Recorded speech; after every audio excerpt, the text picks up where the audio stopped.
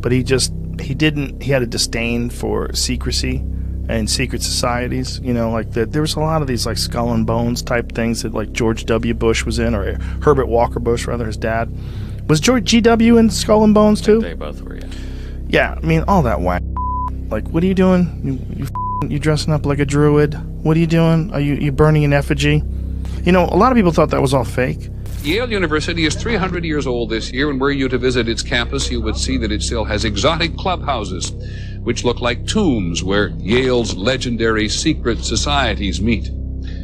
Their prestige and importance have largely evaporated, but the rituals are still a secret. And so when we heard that some enterprising characters had managed to spy on the famous Skull and Bones Society, well, we couldn't resist. Here's ABC's Dan Harris. The videotape provides a grainy glimpse into what appear to be the initiation rituals of a secret society that's been around since 1832, whose members have gone on to be leaders of Wall Street and the White House, the Senate and the Supreme Court. New York Observer investigative reporter Ron Rosenbaum accompanied a team of Yale students who shot these pictures 9 days ago.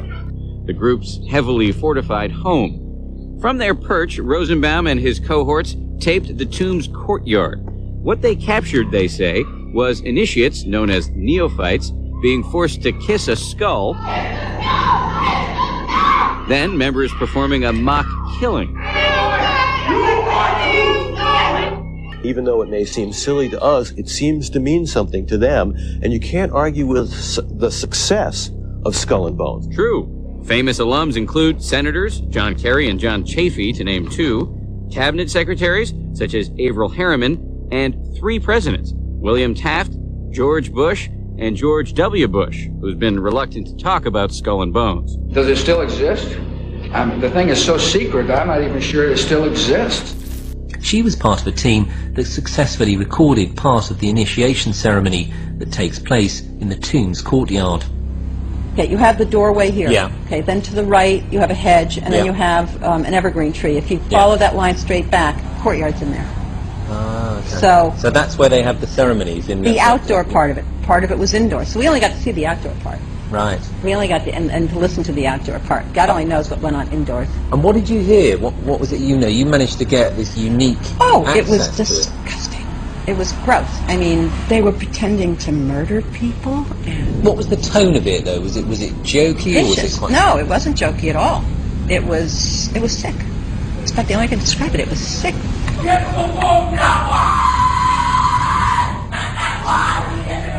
What you're hearing is the first recording ever made of the Skull and Bones initiation ceremony. It has never been broadcast before.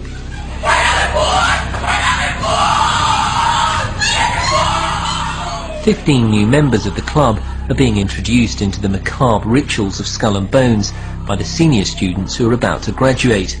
The club has what some might see as a strange fascination with death, skulls and bones. There's the chants too, difficult to hear first of all, but including the devil equals death and death equals death. Skull and Bones is so tiny, that's what makes this staggering. There are only 15 people a year, which means there are about 800 living members at any one time. We know that a lot of bonesmen have gone on to positions of great power.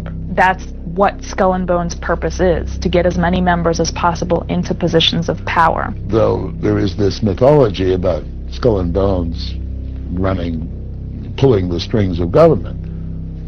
You're saying the fact is Skull and Bones are pulling the strings of government. They do have many individuals in influential positions, and that's why this is something that we need to know about. I don't believe that people who represent our country, especially the President of the United States, should be allowed to have an allegiance to a secret organization. You were both in Skull and Bones, the secret society. It's so secret we can't talk about it. What does that mean for America? The conspiracy theorists are going to go on. I'm sure they are. I don't know. I haven't seen the web. Number 322? First of all, he's not the nominee. And, look, I look forward... Are you prepared to lose? No, I'm not going to lose. You both were members of Skull and Bones, a secret society at Yale. What does that tell us? Not much, because it's a secret. Is there a secret handshake? Is there a secret code? I wish there were something secret I could manifest. 322, a secret number? There are all kinds of secrets, Tim, but one thing is not a secret. I disagree with this president's direction that he's taking the country. We can do a better job, and I intend to do it. And we'll be watching. Be safe on the campaign trail. John Kerry, thanks for joining us. And we'll be right back. I know it was. He was talking about it. He was talking about it on the podcast about, like that they couldn't believe what they found. So this is this place, Bohemian Grove, and the idea was that all the elites would go there and they would engage in these occult rituals. This is in America? Yeah, it's in California. Oh. It's like Northern California. And so you hear about this and you're like, what? Like if you heard about that, like, hey, there's a place. Former presidents go, top-ranking generals and heads of state and bankers and famous artists. They go to this place and they do occult rituals. Yeah. They perform occult rituals. So he went and snuck in to this place where like former presidents go. There's a photograph of it's Ronald Reagan with Herbert Walker Bush and a couple other people all standing around. And it's like these are the people that used to hang out at this place, and they would put on robes, and they would worship an owl god, and they would burn an effigy. And they're playing, and Alex snuck in and made video footage of, and no one's denying that it's real. This really did happen. They're in with these bankers and former presidents, and they're dressed like druids. Yes. And some guy brings over something it's an effigy that's supposed to be a body, a wrapped up effigy. It's also a bunch of sticks in a blanket, but it's like shaped like a body. Yeah. And then they drop it on the fire, and they're all worshiping an owl god. Hundreds of protesters will clash this Saturday with prominent national figures as they arrive for their exclusive all-male Bohemian summer camp escape. Channel 50's Susan Maddox has this report.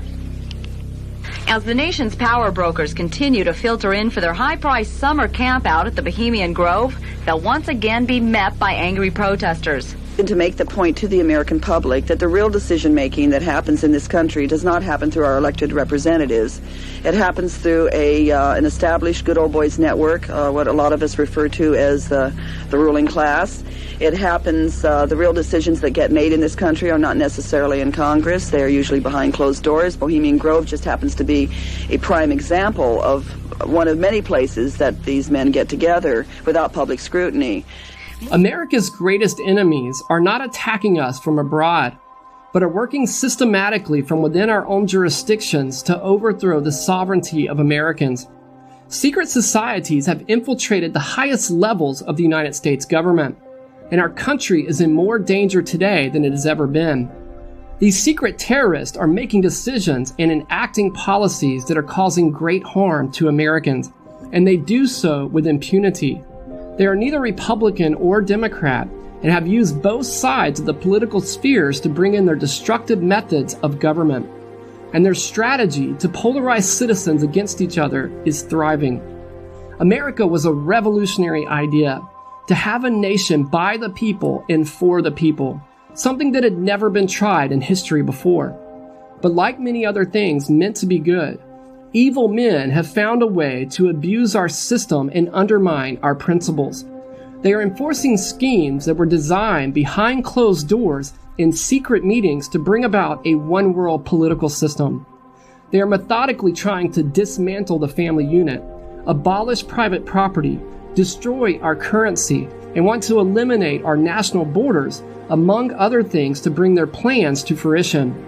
Unfortunately, their techniques are successful, and some Americans who are indoctrinated by mainstream media even cheer them on as they decimate our country. To truly understand why this is happening, we must realize the spiritual aspects behind the attacks and why America's founding Protestant principles are considered a threat to their New World Order. Secret societies and pagan rituals have been with us since the dawn of humankind. Often when people hear of stuff like this, our first natural reaction is skepticism. Like Joe Rogan said, it's hard to believe that world leaders are out in the woods performing mock human sacrifices to a giant owl statue. But you must realize this has been going on for thousands of years and is traced back to the ancient early Babylonian civilizations. These heathen rituals for the gods are strictly forbidden in the Bible because these pagan gods are Satan and his fallen angels. We have an abundance of evidence these satanic rituals are being practiced by some of the most influential people in the world. The Bible explains that these individuals practice these rituals to gain a spiritual advantage over other people. When Jesus was in the wilderness for 40 days, Satan appeared as an angel of light and told Jesus if he would fall down and worship him, Satan would give him all the kingdoms of this world. And the devil, taking him up into an high mountain, showed unto him all the kingdoms of the world in a moment of time. And the devil said unto him, All this power will I give thee, and the glory of them, for that is delivered unto me, and to whomsoever I will I give it. If thou therefore wilt worship me, all shall be thine. And Jesus answered and said unto him, Get thee behind me, Satan, for it is written, Thou shalt worship the Lord thy God, and him only shalt thou serve. The Bible is clear that Satan is the god of this world, and he's also called the prince of the power of the air. Satan desires worship and wants to put himself in the place of God. Isaiah 14 says he wants to be like the Most High.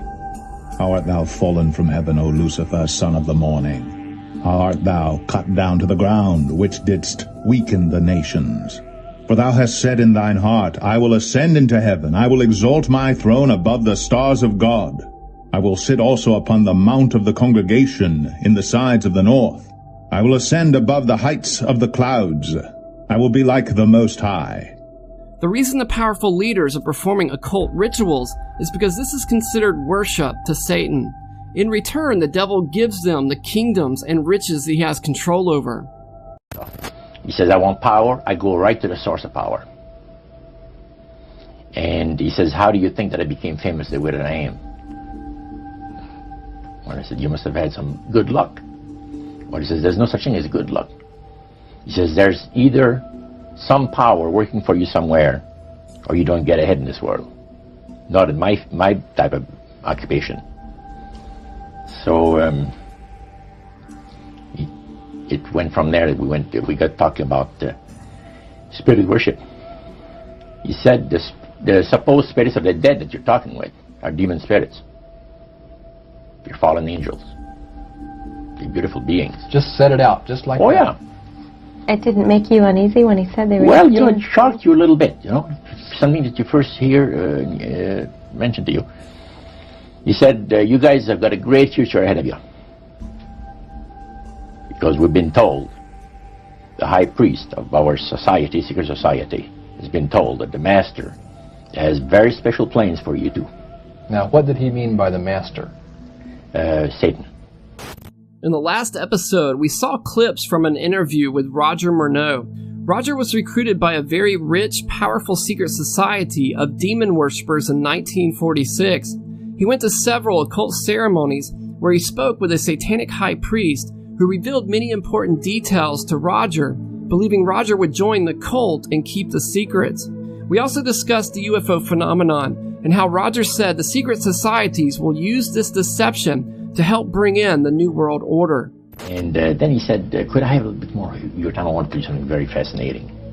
He says the grand plan, the master's grand plan, for harvesting the nations, for harvesting the multitudes of the earth into his cause, just before the close of the great controversy between the forces of good and evil. So he continued, you know, after we expressed ourselves that we're deeply interested to know more about the activities of spirits. And he said it's going to be done in a unique manner. This grand plan is going to take people are going to eat the stuff. Because he says spirits, demon spirits, will declare themselves to be inhabitants of far distant planets in the galaxies that are coming to warn the inhabitants of planet Earth of the impending destruction of the planet unless something seriously proper is done to avoid it. Roger wrote 2 books about his involvement with secret societies, A Trip into the Supernatural and Charmed by Darkness. Not everyone who belongs to these secret organizations knows what Roger is revealing. Roger had a unique experience where he was involved with a special elite group. Satan and other fallen angels would appear during their ceremonies and give the members instructions. The book of Revelation gives us a glimpse of the war that started before man was created, Satan deceived 1/3 of the angels to join a rebellion against God, and for doing so they were kicked out of heaven. God confined them to the earth. The purpose of these secret societies is to worship these fallen angels. And there was war in heaven. Michael and his angels fought against the dragon, and the dragon fought and his angels, and prevailed not. Neither was their place found any more in heaven. And the great dragon was cast out, that old serpent called the devil and Satan, which deceiveth the whole world. He was cast out into the earth, and his angels were cast out with him. We worship spirits. We worship Lucifer and all his angels. They're just as beautiful as they did before they were cast out of heaven. He says there was a misunderstanding in the whole thing. He says among the inhabitants of the galaxies.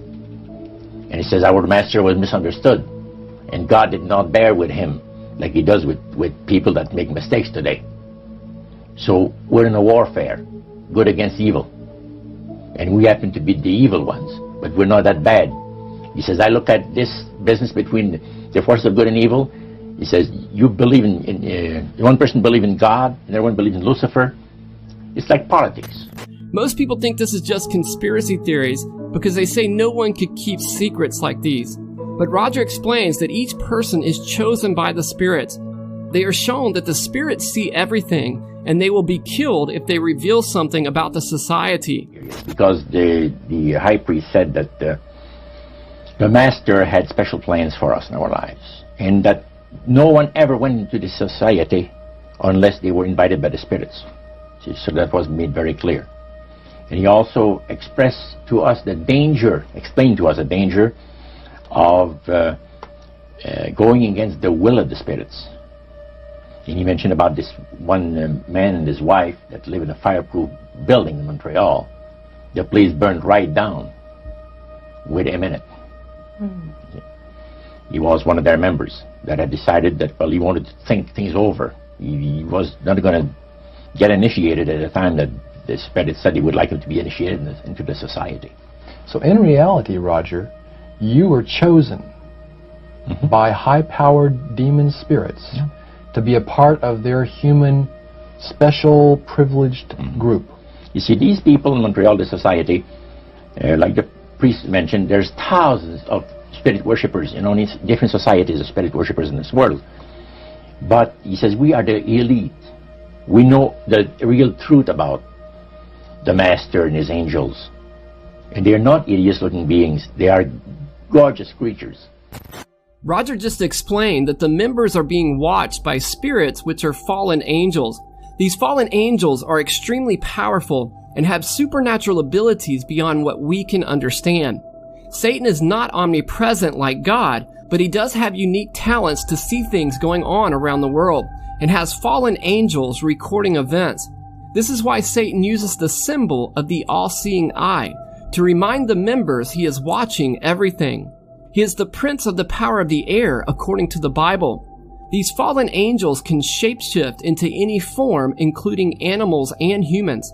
They can cause humans to see very vivid visions and dreams. The Bible describes their appearances as bright, illuminated beings. The Roman soldiers that were sent to guard the tomb of Jesus fell as dead men because of the manifestation of one angel.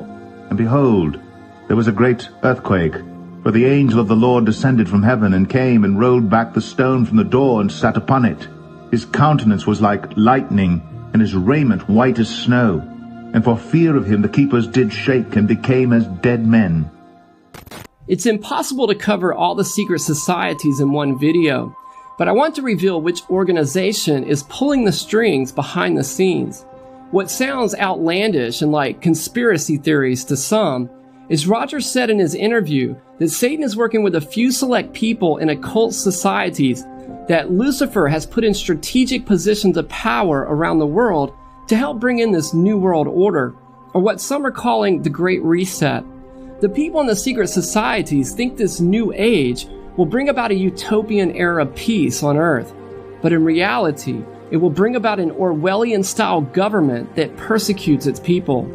The book of Revelation warns us of a one-world government and one-world religion in the last days that will be established because these fallen angels will reveal themselves to humanity. To understand the secret war that is being inflicted on America, we must know where it is coming from and why. In Johnny Cerrucci's book, Illuminati Unmasked, he says, "Who has enough influence to infiltrate and control the most powerful intelligence agencies and financial institutions in the world? For surely that is where power resides." Cerrucci was pointing out, whoever is controlling all these institutions must be very wealthy and powerful. To answer that question, we have to examine some history of the secret societies and who were they originally working for. One of the most powerful societies in history was the Knights of the Templar, formed around 1118 AD. They were a very wealthy Catholic secret society and for a time was headquartered on the Temple Mount in Jerusalem, thus giving them the name Knights of the Templar. Movies and media often portray them as noble, skilled fighters during the Crusades, but forget to mention the inner core elite group of the Templars were practicing the occult religion of Kabbalah and Gnosticism. They were very much seeking esoteric knowledge and practicing black magic. To the outside world and new initiates, they seemed to be practicing Catholicism. So this is one of the early secret societies who portrayed themselves as Catholic, but in reality they were controlled by Luciferians. On Friday, October the 13th, 1307, the King of France, Philip le Bel, brought charges against the Knights of the Templar and its Grand Master, Jacques de Molay. Ever since, Friday the 13th has been considered a day of bad luck around the world. The allegations brought against them had to do with their initiation ceremonies and other occult practices. In occult author Nesta Webster's book, Secret Societies and Subversive Movements, she says, the charges brought against them was about the ceremony of initiation into their order was accompanied by insults to the cross, the denial of Christ, and gross obscenities. She then adds, the adoration of an idol which was said to be the image of the true God. Later in her book, she reveals the idol they were taught to worship was the bearded head known to history as Baphomet, which is very popular today among Luciferians. We often see it in Hollywood and very prominent in the music industry with certain artists. The Catholic Church always portrays the Templars as courageous Christian warriors, but nothing could be further from the truth. During their trial, many of the men confessed to spitting on the cross and worshiping Baphomet. In Webster's book, she says, to all these infamies, a great number of the knights, including Jacques de Molay, confessed in almost precisely the same terms. At their admission into the order, they said that they had been shown the cross on which was the figure of Christ, and had been asked whether they believed in him. When they answered yes, they were told in some cases that this was wrong, because he was not God, he was a false prophet. Some added that they were shown an idol or a bearded head which they were told to worship.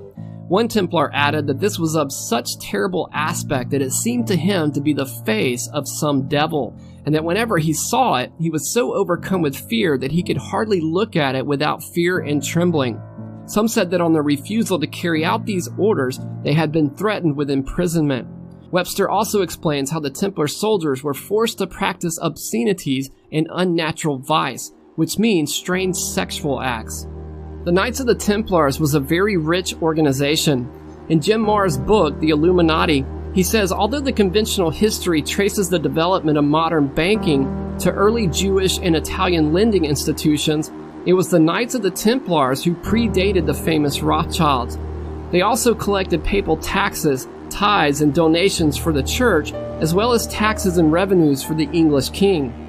Jim Marrs also points out in his book that the Templars built many of the Gothic cathedrals, and says, it's interesting to note that at the time the Templars built their first Gothic cathedrals, not one carried a depiction of the crucifixion, a most strange anomaly for a Christian order, but strong evidence that the Templars indeed denied the orthodoxy of the church. Occult author Nesta Webster said in her book, the Templars had combined secrecy and occult rites with political aim of domination.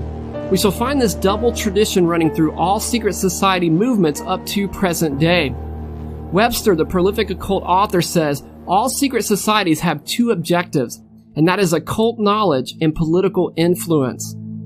On March 22nd in 1312, at the Council of Vienne, the Knights of the Templar were reluctantly abolished by papal decree because their occult activities had been revealed to the public, and people were shocked when they heard the horrific atrocities being practiced by the Templars. The papacy defended the order as long as possible, but after so many people had become aware of these satanic ceremonies, they felt they must condemn the Templars to save face. Also, certain kings were worried about how powerful the organization had become. But the esoteric knowledge remained alive, and the order reappears under different names with the same ideology. Some of those modern occult societies that rose out of the Templars was the Rosicrucians and Freemasons.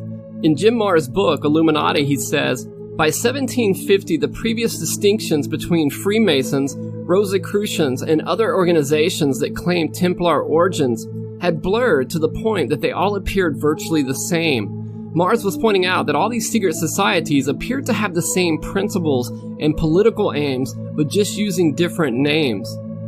Marrs also quotes a British historian, Lawrence Gardner, who said, "The Templars indeed survived by going underground and fusing with other secret societies, specifically the Rosicrucians and Freemasons. These days, history books and encyclopedias are almost unanimous in declaring that the Knights of the Templar became extinct in the 1300s, but they are quite wrong."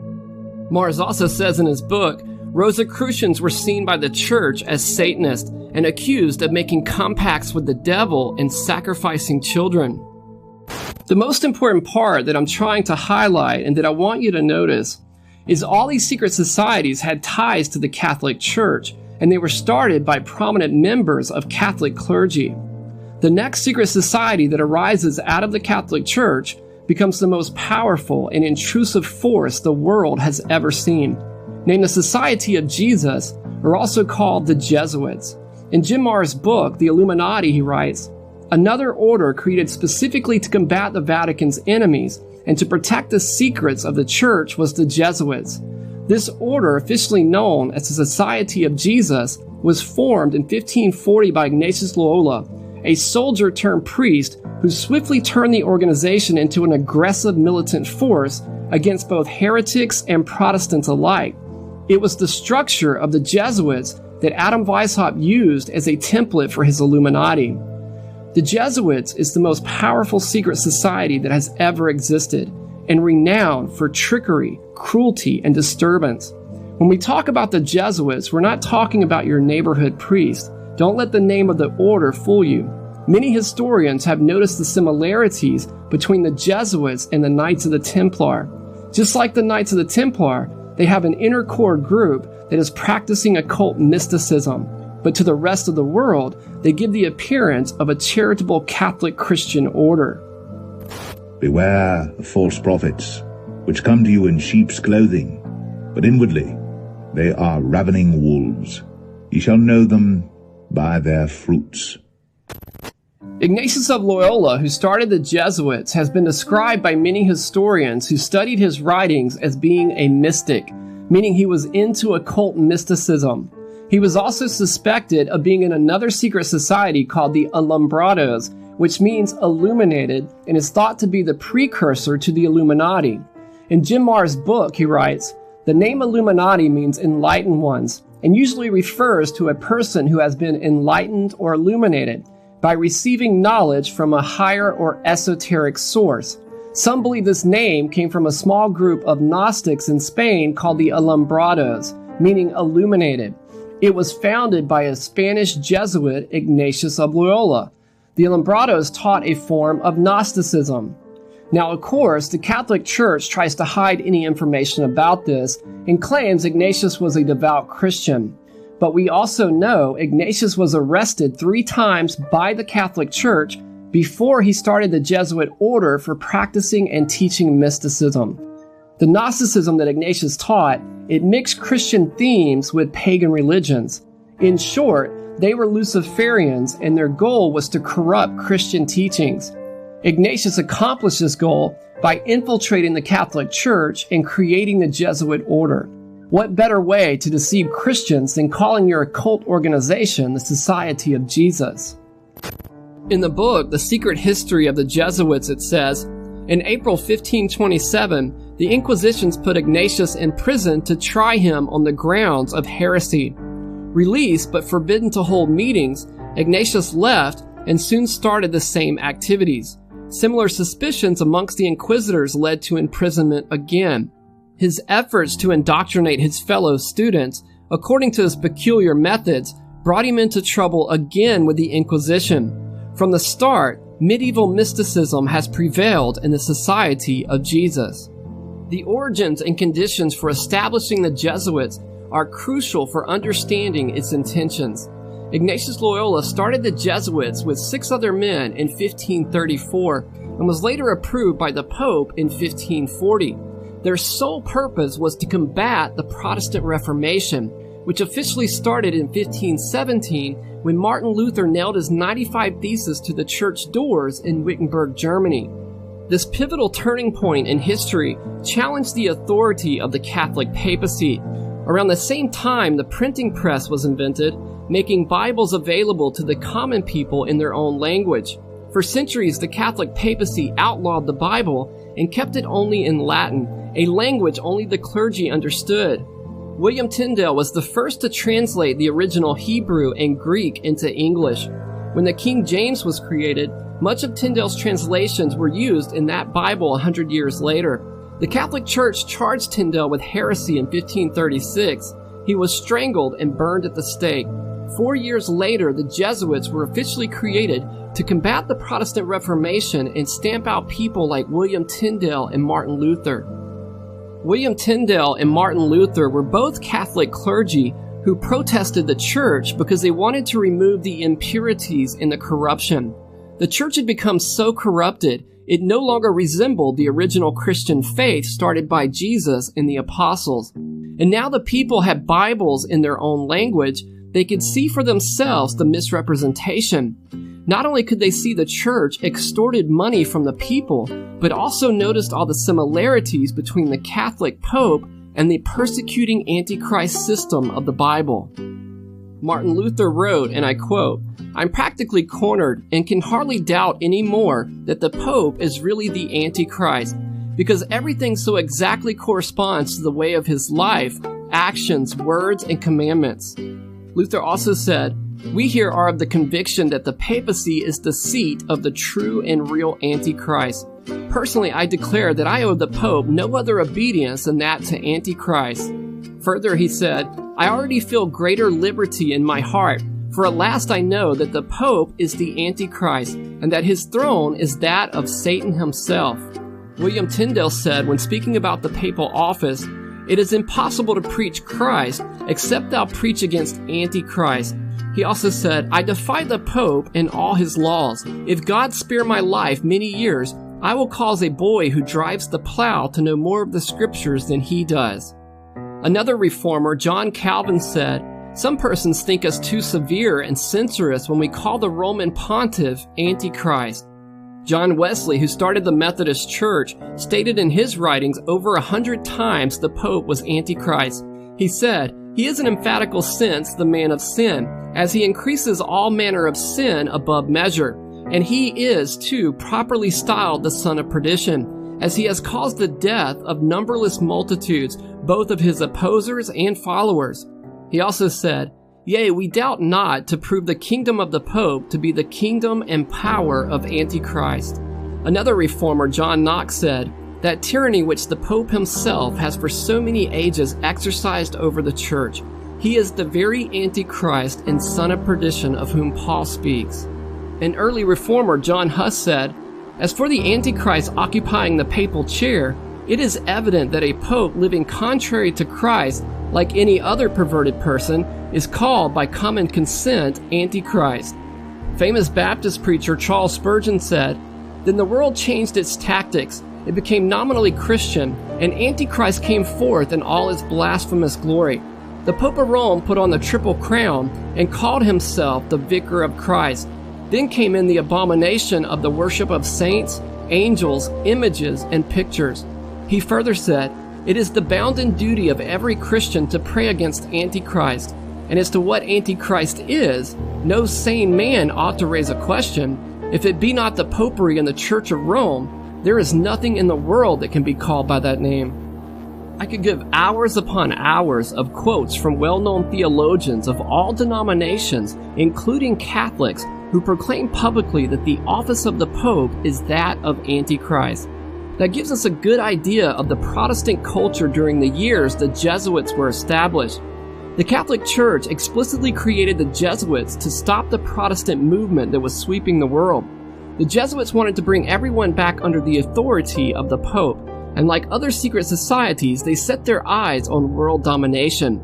This became known as the Counter-Reformation, and this is not a conspiracy theory. This is very well recorded in history. Many think the Jesuits are an innocent religious order, but they are really the Templars under a different name.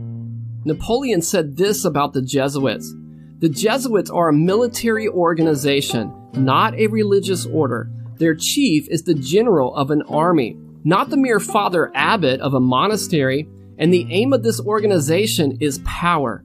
Power in its most despotic exercise, absolute power, universal power, power to control the world by volition of a single man. Jesuitism is the most absolute of despotism, and at the same time the greatest and most enormous of abuses." I'm highlighting this point that the Jesuits are a military organization because we are still seeing the war today being played out in America. Many of the Protestants came to America fleeing the persecution that came from the Catholic Church and seeking religious freedom. When America was founded, it was built on Protestant concepts. Our Declaration of Independence, Constitution, and Bill of Rights were established on the foundation of Protestant biblical principles. These freedoms are contrary to the way the Catholic Church operates. In Bill Hughes' book, America's Secret Terrorist, he says, "Jesuits would be the chief tool of Rome to undo and destroy every trace of Protestantism wherever it was found. America's two greatest documents, the Declaration of Independence and the Constitution, are filled with Protestant declarations that are absolutely intolerable to the Jesuits of Rome. Does it surprise you that the Vatican condemns the founding documents of the United States?" Another author, Avro Manhattan, who wrote many books on Vatican politics, said, "The Vatican condemned the Declaration of Independence as wickedness and called the Constitution of the United States a satanic document." Roman Catholic Lafayette gave a stern warning to the U.S. and said, "It is my opinion that if the liberties of this country, the United States of America, are destroyed, it will be by the subtlety of the Roman Catholic Jesuit priest, for they are the most crafty, dangerous enemies to civil and religious liberty. They have instigated most of the wars in Europe." In a letter Abraham Lincoln wrote to Charles Chiniquy, who was an ex-Catholic priest, he expressed clearly that the Civil War in the United States was caused by the Jesuits of Rome. He said, and I quote, "Unfortunately, I feel more and more every day that it is not against the Americans of the South alone I am fighting. It is more against the Pope of Rome, his perfidious Jesuits. There are only very few of the Southern leaders who are not more or less under the influence of the Jesuits. But it is certain that if the American people could learn what I know of the fierce hatred of the priests of Rome against our institutions, our schools, our most sacred rights, and our so dearly bought liberties, they would drive them away tomorrow from among us, or they would shoot them as traitors. This war would have never been possible without the sinister influence of the Jesuits. We owe it to popery that we now see our land reddened with the blood of her noblest sons." Catholic priest Charles Chiniquy was a good friend of our 16th president, Abraham Lincoln, because Lincoln defended him as his attorney where he had been falsely accused of misconduct.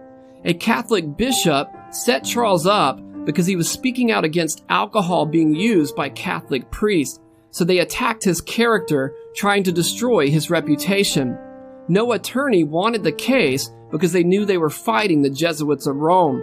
But before he was president, Abraham Lincoln took the case and won by exposing their lies.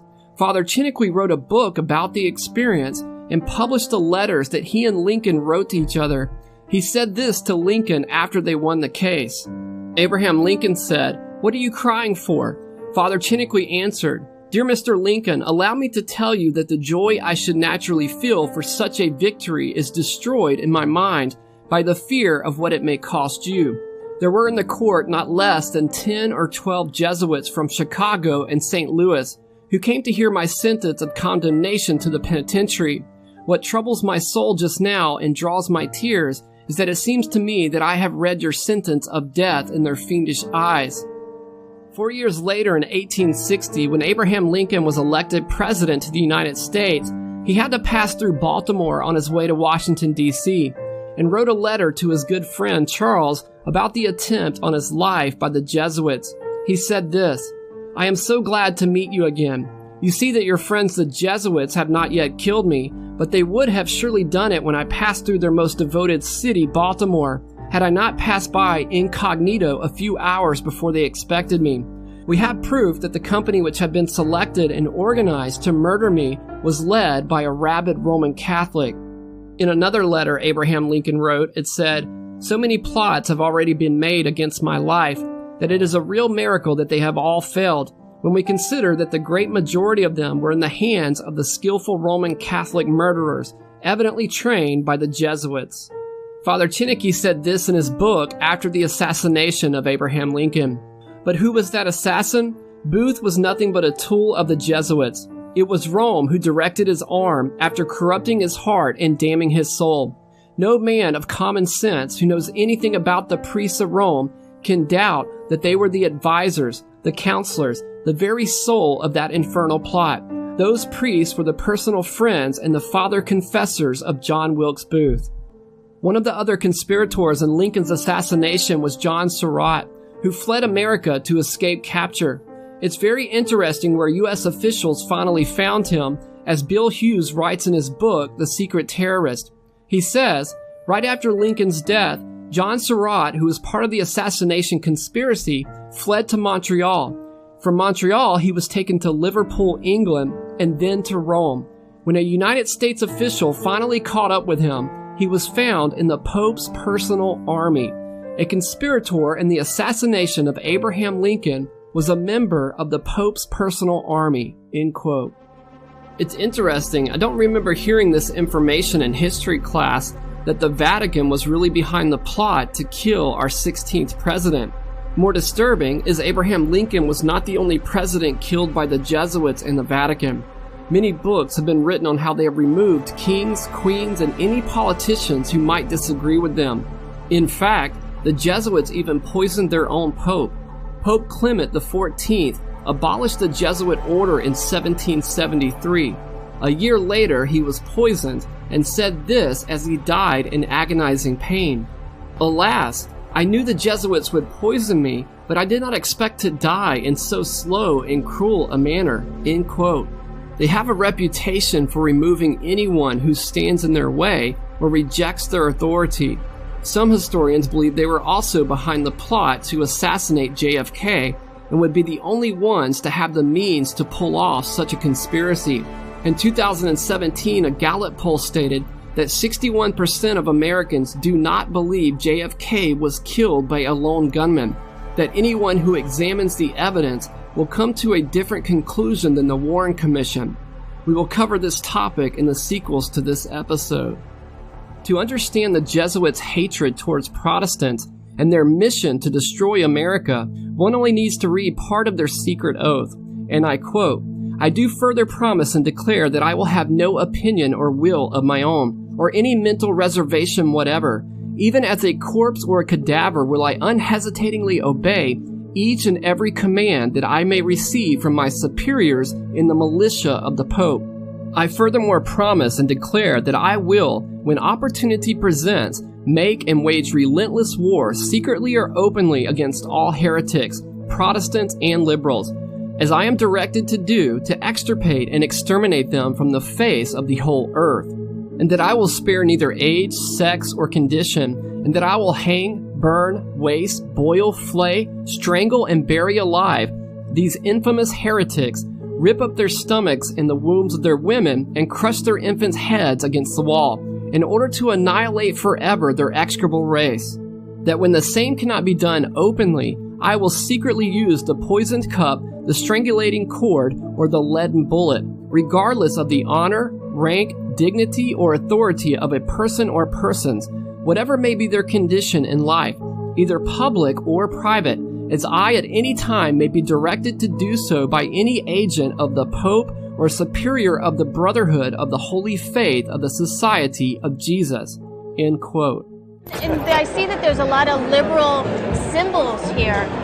One of the things in your Jesuit high oath, I think it says something about, furthermore, you promise to declare that we'll, at the first opportunity, seek war at any opportunity against heretics, Protestants, liberals. What is that? See here? And that you will spare neither age nor sex nor condition, and I will hang, waste, boil, flays.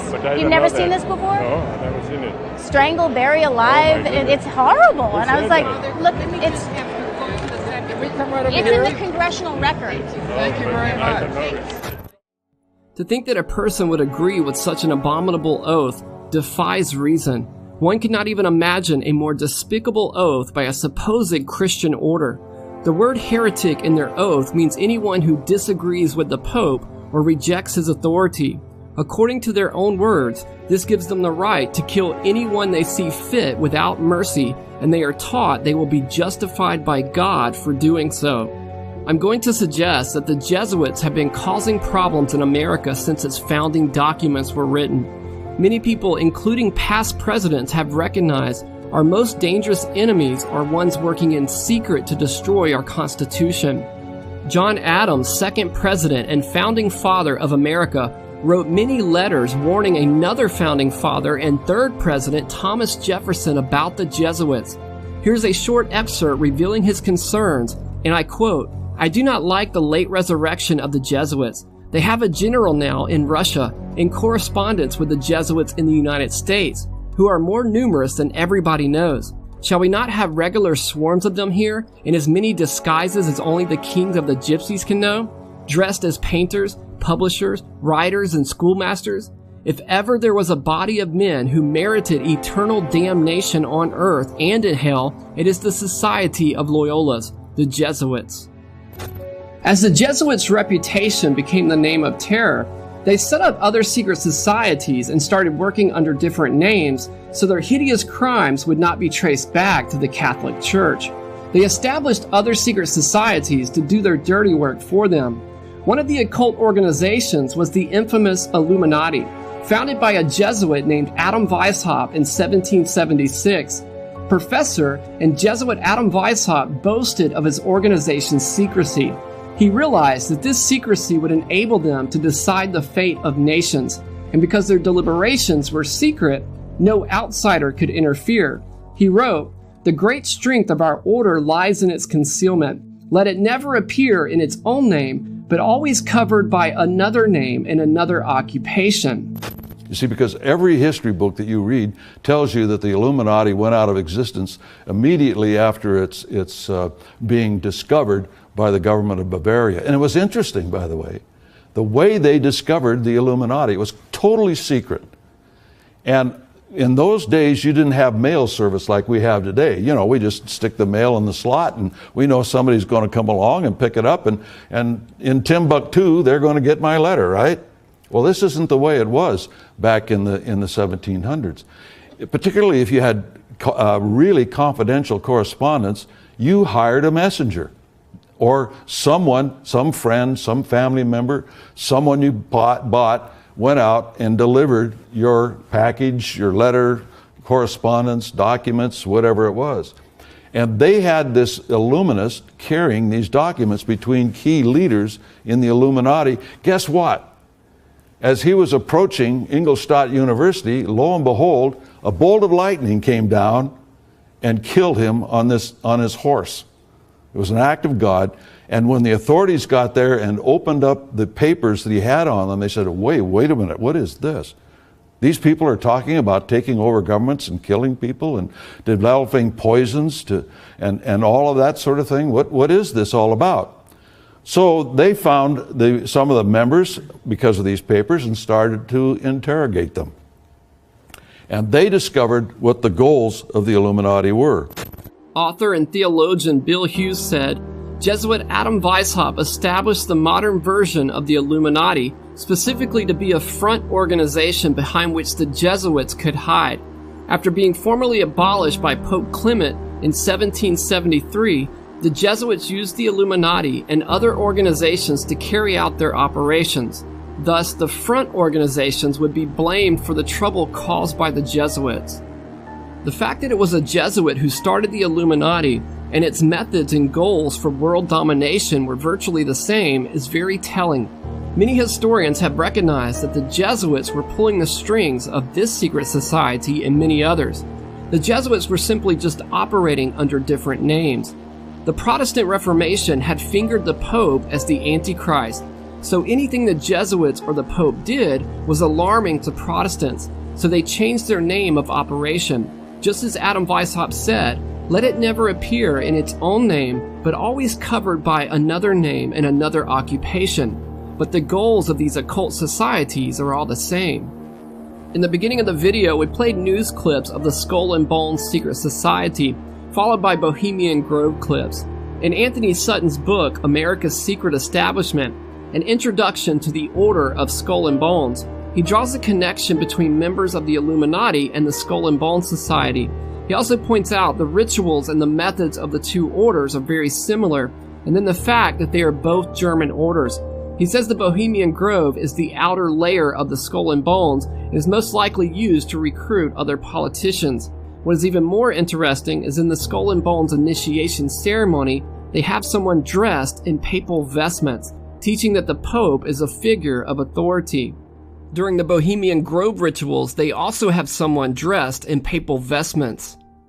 Ron Rosenbaum, a Yale student who investigated Skull and Bones and got a recording of their initiation ceremony, which we heard at the beginning of the video, where they were performing mock human sacrifices, he said, "I do seem to have come across definite, if skeletal links between the origins of Bones rituals and those of the notorious barbarian Illuminists."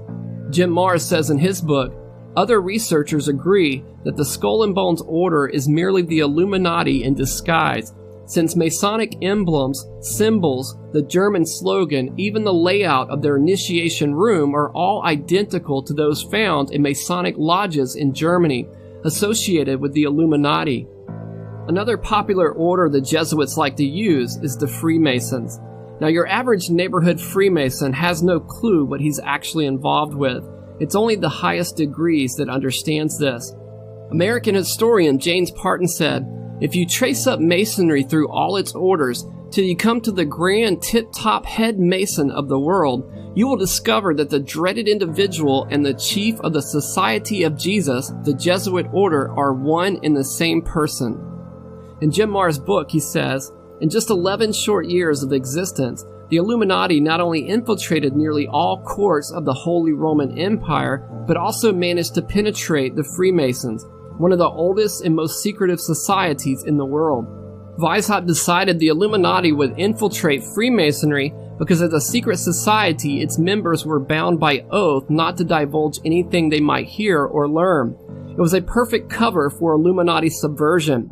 Weishaupt blended his brand of Illuminism with Freemasonry after joining the Masonic Order's lodge in 1777.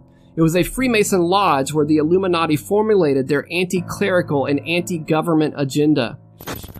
And so society determines your form of government. Now, if you change that society, you automatically change the government within a certain amount of time. It just is an automatic result.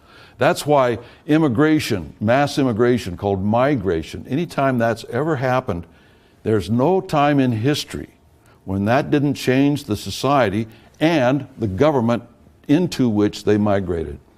No exceptions. These occult orders' primary objective is to change our society. Since our founding, they have been waging a relentless secret war against the United States. As Arthur Thompson said, if you change the culture, you automatically change the government. This technique has been practiced for thousands of years. In 2 Kings chapter 17, when Israel, the northern kingdom, was conquered by the Assyrians, the Assyrian king immediately brought in people from pagan areas to inhabit the land of Israel, because that would change the Jewish culture and make them more acceptable to the new form of government. Our southern border is open right now, because this is a fast way to change American culture. Say revolution. You know, we think that they want a revolution. They're going to go in the street and they're going to kill a few people and they're going to establish this new government. They know they can't establish a new government unless they change the society. Now, if they don't change the society enough, what do? They eliminate part of the society, like Cambodia. They took whole cities, literally cities, not little towns, not little villages, whole cities in Cambodia, and marched them out into the killing fields and slaughtered them all because they knew they couldn't change that society without eliminating enough people to do it. Nepster Webster, one of the major researchers into the Illuminati, summarized the goals of the Illuminati, which is the front organization for the Jesuits. These are their goals to change the culture in any country like the United States, to make the population more acceptable to the new form of government, which is the New World Order. They know they have to break down the Judeo-Christian values in America because so many Protestants settled here. We will cover in future episodes how they have accomplished these goals. This list has been recorded by many other researchers who all agree, and this quote is from Ralph Epperson's book, The Unseen Hand.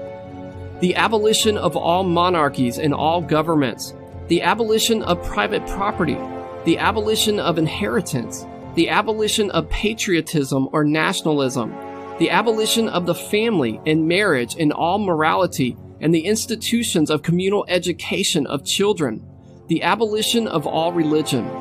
Ralph Epperson, an American historian who studied these secret societies for over 50 years, explains in his book, Unseen Hand, that the fact that people do not believe the goals of the Illuminati are real is what gives them their power.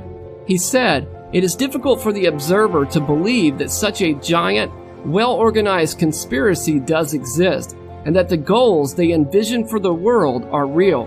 This disbelief by the public is what fuels their success, and it benefits the conspiracy to plan their events in such a way that the truth becomes so incredible and so preposterous that no one would believe that they are intentionally created."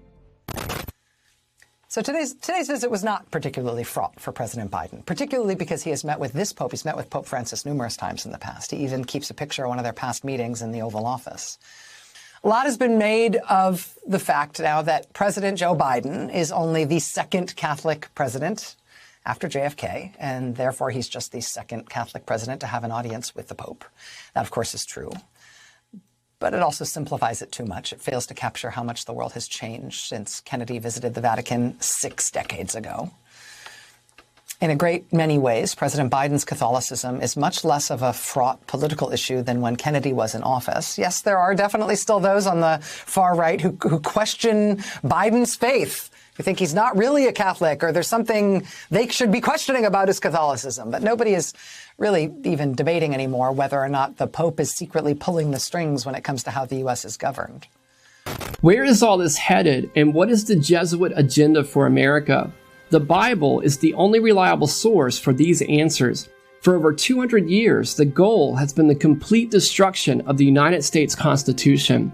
And this would mean an utter demise and annihilation of the precious freedoms guaranteed by that document. The right to free speech, free press, freedom of religion, the right to bear arms, the right to a fair trial, and the right to personal privacy would all be eliminated. And you are blind if you don't see those rights being assaulted in the media every day. All of these are under attack because they are contrary to the way the Catholic Church operates. The point of the New World Order is to give them back the power they had during the Dark Ages. And the book of Revelation says they will succeed. We only scratched the surface in this video, but in upcoming episodes, we will examine how the Jesuits have been waging relentless attacks against the reliability of the Bible, and how the occult created, financed, and promoted the theory of evolution to the world. We'll see how the Jesuits were behind the creation of communism, or how Hitler was supported by the Jesuits.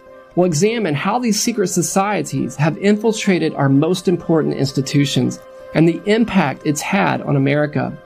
But most importantly, we'll see how the Bible predicted all of this and that we can trust God's Word. If you like this episode, please subscribe to our YouTube or Rumble channel and follow us on Facebook. Also, if you want to help us reach more people, please consider donating to our ministry. Thank you so much for watching, and God bless. Not only are they studying it, Geraldo Balducci, who was the spokesman for the Vatican, he was their official mouthpiece concerning the alien presence, not just the reality of aliens on other worlds, but an alien presence that is here on Earth now. You can go to YouTube and watch his shows on Italian television when he spoke for the church and said that the church was using its embassies around the world to compile information, a case study, if you will, on what the aliens are doing on Earth now. So the belief system is deep, regardless of what you or I might make out of it. And I got to tell you, especially when it comes to alien abduction, I am convinced that we are talking about demonic activity, not intelligences from another world, maybe from another dimension. And they're moving in and out of our reality. They certainly have a conspiratorial plan that might even involve human hybridity. There's a lot to the study. That's why it took us thousands of pages and 6 investigators, and I had to bring a theologian on to make sure that I didn't get off track, right?